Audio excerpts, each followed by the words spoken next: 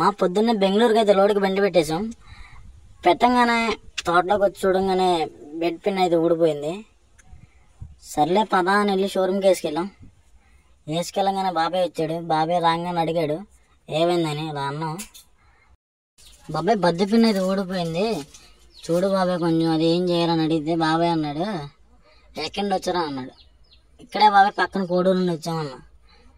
సరే సరే బండి ఎదరబెట్టినాక లోపలికి వెళ్ళాడు, బయటికి రావట్లే బాబాయ్. ఏం చేయాలి అర్థం కావట్లేదు. జాకీ అని లేపమన్నాడు, సర్లే లేపాం. సరే అని బాబీ గడ లోపలికి వెళ్ళిపోయాడు. సర్లే ఎలాగలా లాక్కొచ్చినాక ఇటు బాబీ గడ కుదరదు, రావట్లేదు. ఆయన చేస్తే ఆయన దగ్గర పెడుతున్నాడు పొలంలో. చేయొద్దురంటే అదే పని చేస్తాడు. ఇటు చెప్పిన గాలి నా కొడుకు. సర్లే ఎలాగలా అయిపోయింది బాబాయ్ మంట. ఈడేం బండి మీద కొంచెం నిద్రపోతున్నాడు. దగ్గర వెళ్దామంటే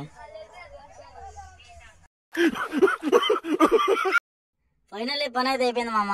ఇక నా కొడుకు తెచ్చాడు 2 తాగరంటే సుల్లిగా న్యాయం చూస్తున్నాడు. తాగరా పూకు అంటే